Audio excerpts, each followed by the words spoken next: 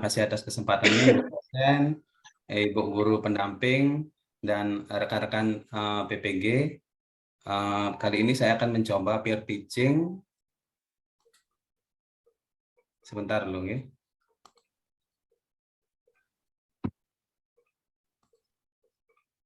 Sudah terlihat nggak ya? Sudah. Sudah. Oke.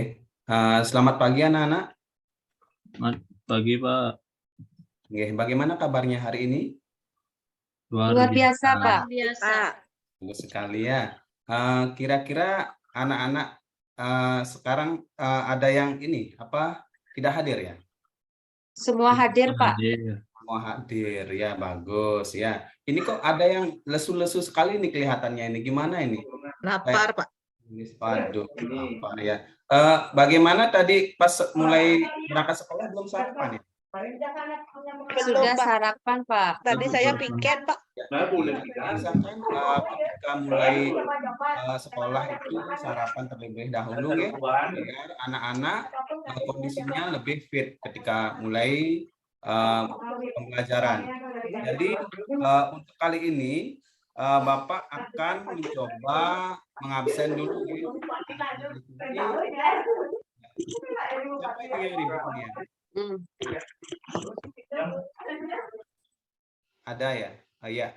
Ya, tolong jangan ribut dulu ya. Ya, free memory aja absennya ya. Ya. Ini Bapak akan mencoba menjelaskan materi layanan dasar bimbingan klasikal. Sebelumnya kan kita sudah membahas beberapa materi ya dari bimbingan klasikal, dari sebelumnya itu dari konsentrasi belajar. Maka sekarang Bapak akan mencoba untuk memaparkan materi mengenai cara meningkatkan rasa percaya diri. Ya, di kelas ini kelas 12 SMA LB ya. Ya. Oke. Sebelum Bapak ini mencobakan ini karena anak-anak ini sepertinya kurang semangat ini ya. Yaitu Mang D itu gimana itu? Kok lesu sekali kelihatannya? Semangat dong Mang D. Ya, semangat. Pusing Pak, pusing. Oh, kenapa itu? Kenapa? Nggak tahu Pak, sakit kayaknya Pak. Waduh, menjaga kondisi ya. Akhir-akhir ini cuaca agak kurang baik ya, kurang mendukung. Jaga kondisinya ya. Kalau perlu minum vitamin terlebih dahulu. Sekarang Bapak akan mencobakan ice breaking. Ini anak-anak Pak akan suruh untuk ketika Pak menyebutkan gajah, anak-anak membuat lingkaran besar tapi sebutkan kecil. Ketika Bapak bilang semut, Bapak buat lingkaran kecil tapi sebutannya besar. Bisa dimengerti anak-anak? Bisa ya. Coba Pak tunjuk satu-satu ya. Pak tunjuk satu-satu. Coba Sundari, gajah. Kecil, besar. Oh, kecil besar gimana ini maksudnya? Ya, buat lingkaran besar tapi sebutannya kecil ya. Ya. Oke, ya mungkin seperti itu ya, free memory saja ya. Jadi Sundari kurang konsentrasi, mungkin belum sarapan tadi ya. Belum Pak, belum sempat. Oh iya, tetap jaga kondisinya ya, biasakan. Makasih Pak. Jadi, ya untuk kali ini Bapak akan mencoba langsung membahas apa itu percaya diri. Mungkin anak-anak sudah barang tentu tahu itu apa percaya diri, ya? Ada? Ada yang tahu apa itu percaya diri? Belum? Belum tahu ya. Pak sampaikan, percaya diri adalah suatu keadaan di mana seseorang merasa percaya diri dan percaya dan mengakui akan kemampuan pribadinya dalam melakukan atau menyelesaikan sesuatu. Misal, anak-anak disuruh ke depan, misalkan Pak tunjuk itu si Ngilis ke depan. Ketika Pak suruh ke depan, si Ngilis mau ke depan, walaupun dia belum bisa menjawab pertanyaan ataupun tugas yang Pak berikan. Itu sudah menunjukkan pribadinya Ngilis ataupun secara tidak sadar mungkin Ngilis sudah memunculkan sikap percaya diri seperti itu. Ya, sudah dipahami? Sudah ya? Sudah, Pak. Sudah, oke. Jadi kita coba dulu melihat video yang kemarin ini Pak sudah sempat mungkin tampilkan, jadi Pak cobakan lagi ya kepada anak-anak ini biar anak-anak memiliki rasa percaya diri yang lebih tinggi. Coba lihat dulu video berikut.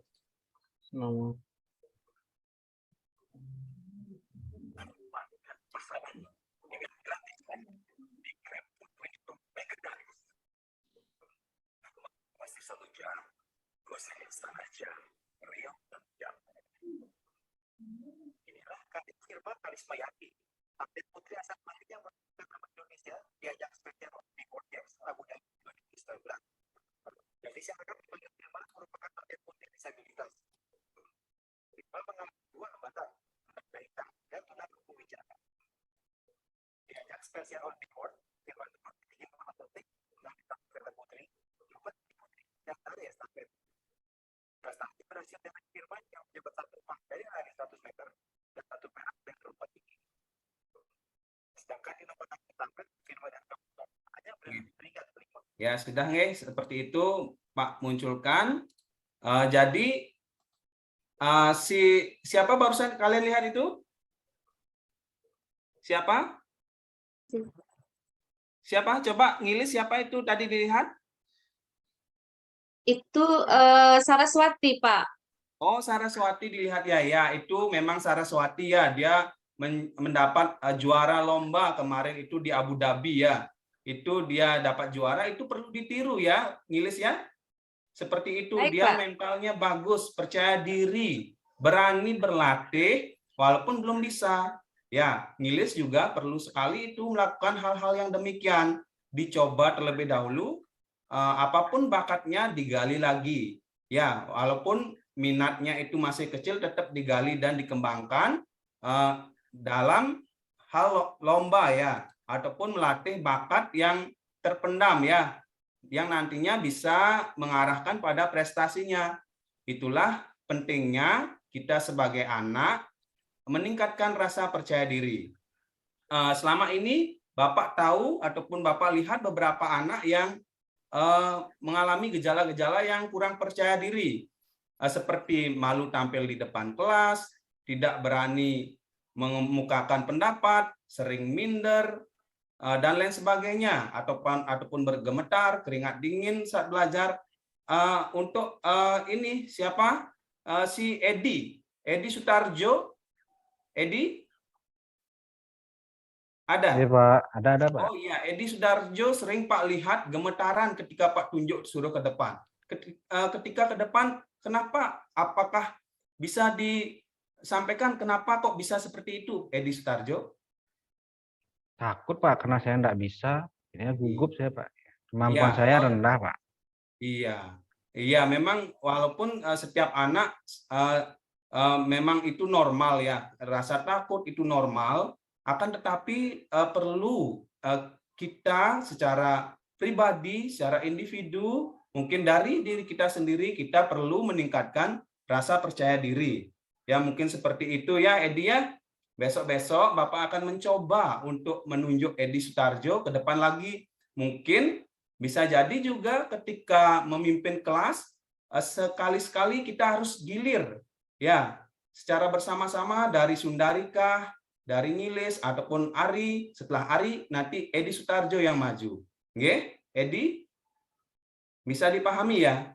Bisa ya, Pak. bagus sekali itu Edi ya.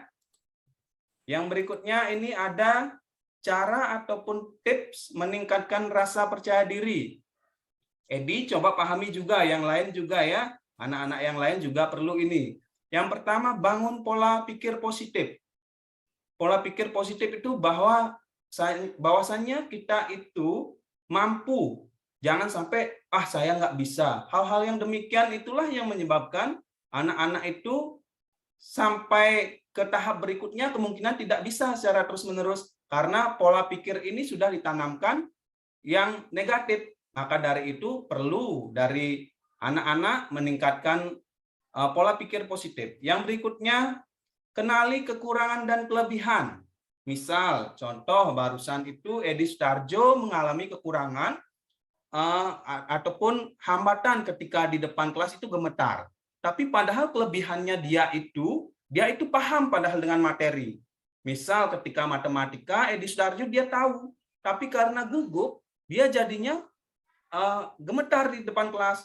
Maka dari itu kenali, oh ya saya memang bisa, misalkan seperti itu. Jadi Edi Sutarjo dengan kemampuannya menyatakan bisa, jadi bisa menutupi kekurangannya untuk tidak gemetar di depan kelas. Nggih, Edi nggih?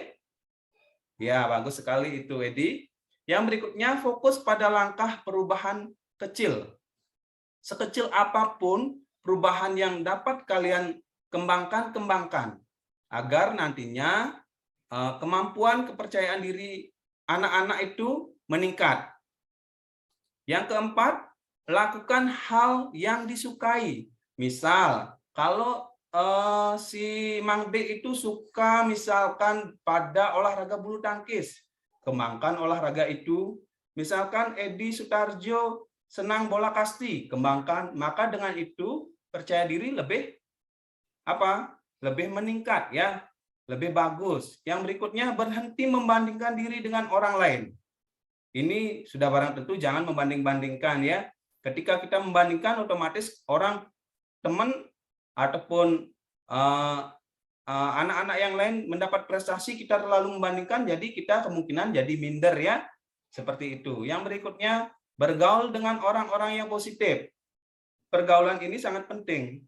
Yang mana ketika anak-anak bergaul dengan orang-orang positif ataupun anak-anak yang sama memiliki prestasi, otomatis prestasinya itu mungkin akan menular ke kita. Dengan semangat kita jadinya bisa menggali prestasi kita sendiri ataupun bakat kita sendiri. Yang berikutnya, menerapkan pola hidup sehat. Pola hidup sehat ini sangat penting sekali ya. Jadi otomatis kan ada istilahnya mens sana in corpore sano ya, mungkin seperti itu. Jadi otomatis ketika tubuh kita sehat, jiwa kita pun sehat, seperti itu ya. Yang berikutnya, bergabung dalam kegiatan sosial. Memang perlu sekali ini. Kalau di sekolah itu kan si ngilis masuk OSIS ya. Ya, ngilis ya. Jadi OSIS itu harus dikembangkan ya, ngilis ya. Jadi ngilis juga udah bagus sekali ikut kegiatan sosial. Yang lain juga ya ikuti juga itu. Yang lain anak-anak juga harus bergabung dalam kegiatan sosial itu. Yang ini ada pengertian percaya diri. Mungkin bisa dibaca oleh Wahyu. Coba baca Wahyu. Ya, free memory. Ya, baru mau baca. Ini ada faktor yang mempengaruhi rasa percaya diri. Faktor internal itu dari diri sendiri, dari keberhasilan, dari kondisi fisik, pengalaman, dan faktor eksternal dari orang tua, sekolah, dan teman sebaya. Yang berikutnya itu ada akibat jika tidak percaya diri. Akibatnya apa kira-kira? Bisa dibacakan si Sundari coba? Bisa Pak. Akibat tidak percaya diri, tidak memiliki sesuatu keinginan, tidak memiliki keputusan, mudah frustasi, kurang termotivasi untuk maju, sering gagal, canggung, tidak berani berbicara, gugup, dan sering memiliki harapan yang tidak realistis. Gitu Pak. Iya, seperti itu ya. Berarti kalau memang sudah ada akibatnya ini, kira-kira percaya diri itu perlu ditingkatkan tidak? Perlu Pak. Ya, sudah barang tentu itu perlu sekali ya ditingkatkan seperti itu ya. Nanti juga anak-anak ketika ada kegiatan ataupun event-event yang sudah diselenggarakan di sekolah, dari mulai lomba-lomba, dari kegiatan upacara, itu sangat perlu sekali. Anak-anak nanti kalau seandainya ada di Obade misalkan, si anak misalkan si Wahyu suaranya merdu sekali, bagus sekali, cocok ditaruh di Obade atau mengajukan diri agar terlatih percaya dirinya seperti itu. Misalkan di kepemimpinan, pemimpin upacara, si Edi Sutarjo yang dulunya gemetaran ke depan kelas, setelah dijadikan pemimpin upacara dia Dia lebih bagus, lebih sigap, lebih tegap seperti itu. Jadi sangat perlu sekali itu ditampilkan rasa percaya dirinya di sana. Yang berikutnya, adapun ciri-ciri orang yang mempunyai rasa percaya diri. Ada itu yang pertama menyatakan diri mampu dan berani tampil beda. Coba anak-anak ucapkan saya bisa gitu. Saya bisa, coba ngomong duluan. Saya bisa. Saya bisa. Ya, setiap kali Saya melakukan bisa. kegiatan apapun di luar doa yang kalian ataupun anak-anak sampaikan, itu ucapkan saya bisa. Kenapa demikian? Karena dengan mengucapkan saya bisa, otomatis dari rasa yang tidak tahu ataupun kemampuannya yang tidak mampu, kemungkinan anak-anak akan terarahkan dengan motivasi dari kata-kata yang anak-anak sudah sebutkan ini. Saya bisa, seperti itu. Yang berikutnya, berani menerima tantangan dan bersikap mandiri. Ini barang tentu sangat bagus sekali ya. Setiap kali tantangan harus dilewati ya. Harus dilewati tantangan itu agar tantangan yang lebih besar bisa juga dilewati nantinya. Yang mana ketika anak-anak melewati tantangan yang awal, misalkan tantangan A itu sudah terlewati, kemungkinan tantangan berikutnya yang lebih besar mungkin anak-anak akan juga bisa melewatinya. Seperti itu. Yang berikutnya ada manfaat rasa percaya diri seperti ini. Mungkin free memory saja ya. Ya, yang berikutnya ini proses pembentukan rasa percaya diri. Percaya diri adalah yakin bahwa dirinya dapat atau mampu melakukan sesuatu. Seperti itu. Dasar dari menumbuhkan sikap percaya diri adalah anak perlu merasa aman. Anak-anak sudah merasa aman di kelas ini? Sudah.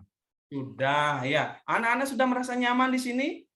Sudah. Sudah, Pak. Ya. Tinggal menerapkan rasa percaya diri lagi.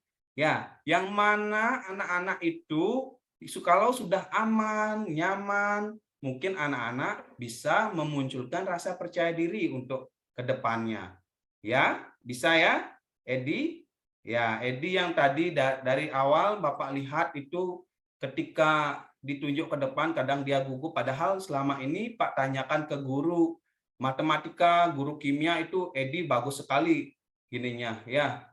Prestasinya itu bagus sekali, cuman itu perlu diasah lagi seperti itu. Iya, Pak. Terima kasih.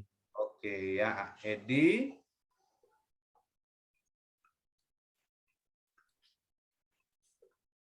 Oke. Jadi dari berbagai materi yang sudah Bapak sampaikan barusan, adakah materi yang belum ataupun terlewatkan mungkin dari pemaparan yang sudah Bapak sampaikan? Jika ada anak-anak yang ingin bertanya, Pak silahkan bertanya. Mungkin kalau ada perwakilannya 1 atau 2 orang? Ada? Tidak ada? Ya Pak lanjutkan ya untuk kali ini. Mungkin kesimpulannya dari materi ini Bapak sampaikan bahwasanya setiap manusia, setiap anak di sini harus memunculkan rasa percaya diri, baik itu di lingkungan keluarga, di lingkungan sekolah, di lingkungan masyarakat, karena anak-anak di SLB itu seperti yang menjadi tujuan dari visi misi sekolah kita, bahwa anak-anak nantinya mampu bermasyarakat. Harapannya seperti itu, harapan utamanya itu seperti itu. Mampu bermasyarakat, mampu membina diri, merawat diri, dan menghidupi diri sendiri. Yang mana kategori menghidupi diri sendiri itu, anak-anak bisa mencari pekerjaan. Pekerjaannya itu dengan apa? Dengan rasa percaya diri ini dimunculkan ya. Jadi dimunculkan nanti ketika sudah percaya diri, otomatis pekerjaan apapun yang dilakukan pasti akan terlaksana dengan baik ya. Ya Sundari? Ya, Pak. Ya, seperti itu. Jadi untuk kali ini Bapak akan menyebarkan sebuah LKPD, lembar kerja peserta didik, yang mana anak-anak itu Pak harapkan untuk mengisi nggih. Mungkin dari 6 siswa ini dikelompokkan menjadi 2 kelompok, 3 orang, kelompok 1 dan kelompok 2, isi LKPD-nya. Ini Bapak sudah bagikan. Tolong Sundari sama Ngilis bagikan ke teman-teman. Ya, Baik, Pak. Pak. Oke, sudah. Oke, setelah diisi bisa dikumpulkan kembali. Oke. Sebelum dikumpulkan, tolong ketua kelompok menyampaikan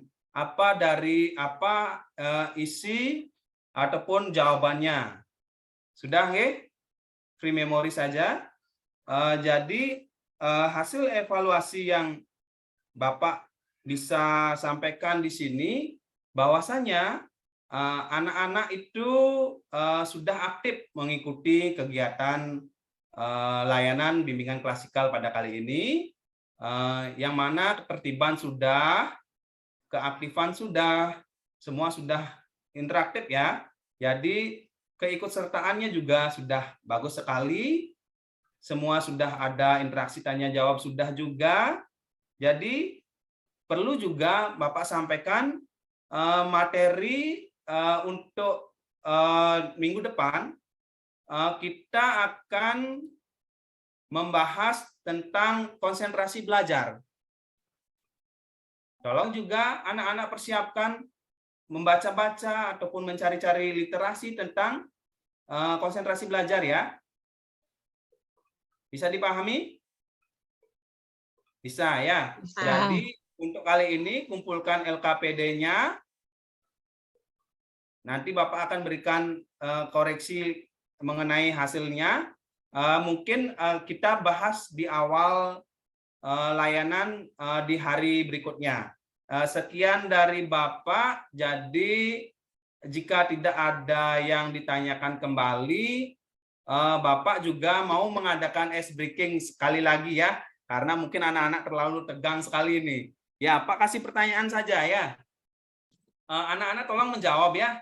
Apapun yang Pak sampaikan tolong dijawab semua. Dipahami ya? Paham, Pak. Iya, Ya, Pak. Pak. Ya. Jadi Pak ini mau sampaikan kalau warna kertas itu apa ya? Dijawab Putih, ya. Pak. Putih, Pak. Putih. Kalau Putih. awan warnanya apa? Putih. Putih. Jawab yang kompak, yang cepat ya. Iya, Coba Baik, Pak. kertas warnanya apa? Putih. Putih. Awan warnanya apa? Biru. Putih. Abu. Putih ya. Susu warnanya apa? Putih. Putih. Tapi minum apa? Air. Air. Oke ya, konsentrasinya bagus. Sekali lagi ya. Sekali lagi Pak tanya dulu. Oke. Tolong konsentrasinya jawab dengan cepat ya. Cepat Baik, Pak. menjawabnya. Arang warnanya apa? Hitam. Hitam. Oke ya. Kalau malam hari langit berwarna? Gelap. Gelap. Iya, dia yang cepat ya. Kelelawar tidur Ya. pada? Malam hari. Pagi. Ah, siapa Pagi yang hari. Hari. kelelawar Pagi hari. tidur malam hari? Siapa yang Hari. bilang? Iya, oke ya Tidurnya itu siang hari. ya. Ya, banyak yang salah ya. Kelelawar itu tidurnya pada siang hari ya. Oke ya. Itu saja dari Bapak. Mungkin karena tadi sudah Bapak buka dengan doa, mari kita tutup dengan doa juga. Tolong ketua kelas dipimpin dulu. Yang Wahyu, coba pimpin Wahyu. Ketua kelas, pimpin doa dulu ya. Baik Pak Alid. Jadi teman-teman, karena tadi kita mengawali pembelajaran dengan doa, mari kita tutup dengan doa. Doa menurut kepercayaan agama masing-masing, doa dimulai. Ya, selesai. Sudah, Pak. Oke, terima kasih Wahyu. Jadi Iya, itu yang sudah Pak sampaikan. Sekali lagi karena sudah waktu istirahat, mungkin ini dari tadi Pak lihat Mangde udah gini sekali ini, udah gelisah sekali ini. Mungkin mau makan ya mungkin ya. Jadi Pak silahkan istirahat kali ini dan kegiatan peer teaching kali ini Pak tutup. Nggih, Ibu dosen, sekian dari saya. Terima kasih. Mohon izin Bu Terima Ari. kasih Pak Alit. Nggih, Ibu Sri, gimana Bu Sri?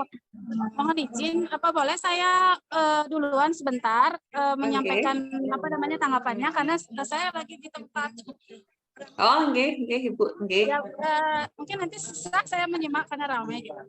Nggih, silakan Ibu, nggih. Kebetulan tadi di awal sebelum saya ke sini sempat mendengar sedikit apa yang dipaparkan oleh teman kita. Jadi secara keseluruhan saya tidak bisa yang belakangan ini saya tidak fokus mendengar karena ramai gitu. Nah, secara umum kalau bisa nanti tolong dihindari kata kira-kira, mungkin yang kayak gitu. Apalagi tentang absensi dan kehadiran. Tadi kan saya dengar kira-kira ada yang nggak hadir hari ini gitu. Bisa diubah kalimatnya. Anak-anak siapa yang tidak hadir gitu aja langsung, jangan kira-kira lagi ya karena kita sudah di situasi itu.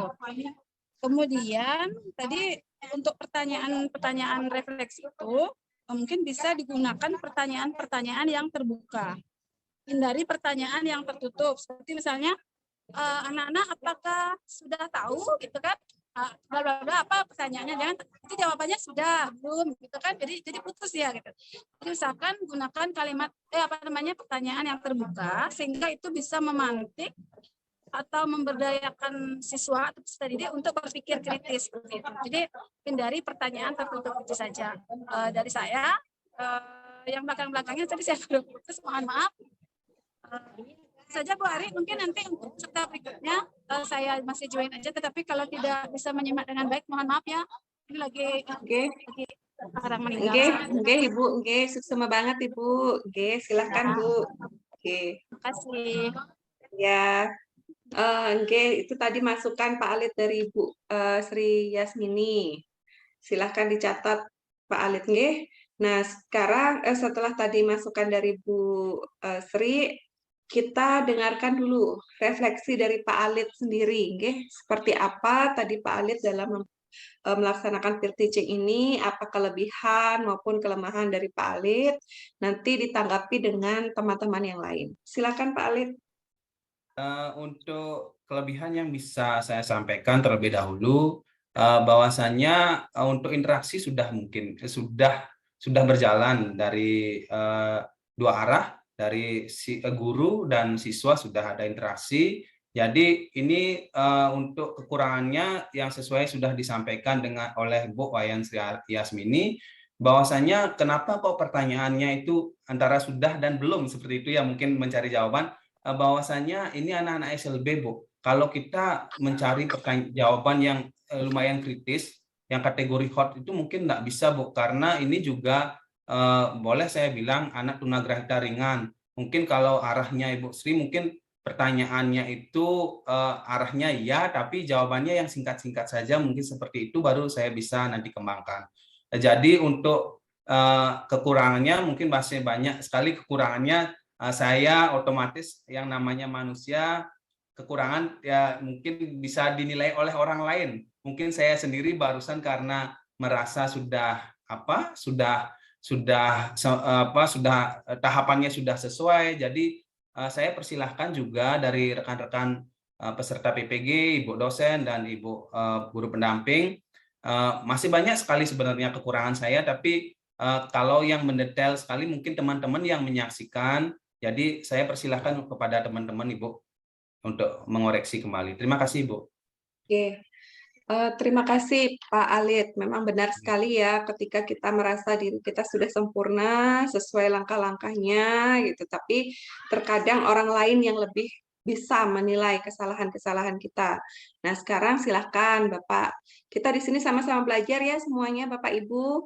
Saya yakin kan Bapak Ibu juga sudah sangat mahir sekali dalam melakukan layanan di kelas gitu dengan siswa, tetapi di sini kita mencari sesuatu yang akan kita revisi, yang akan kita benahi agar Bapak Ibu memiliki masukan-masukan sebagai bahan perbaikan tampilan Bapak Ibu ketika nanti benar-benar mengadakan kegiatan layanan ini di kelas yang sebenarnya. Ya, silakan Bapak Ibu apabila ada masukan lagi untuk Pak Alit, silakan. Saya persilahkan. Silakan Bapak Ibu. Ada masukan? Bu Ari. Oke, silakan Bu Ayu. Mungkin tadi Pak Alit sudah belum melakukan refleksi ya kepada siswa-siswanya. Misalnya menanyakan tentang perasaan siswanya setelah mengikuti pelayanan. Kemudian kesulitan-kesulitan mungkin yang dialami dalam proses menerima layanan. Mungkin itu aja, Bu. Oke. Terima kasih, Bu Ayu. Bapak Ibu, saya lupa ya, ini tadi masukan Bu Ayu. Ada lagi enggak kira-kira yang masukannya Pak Alit? Ada lagi tidak?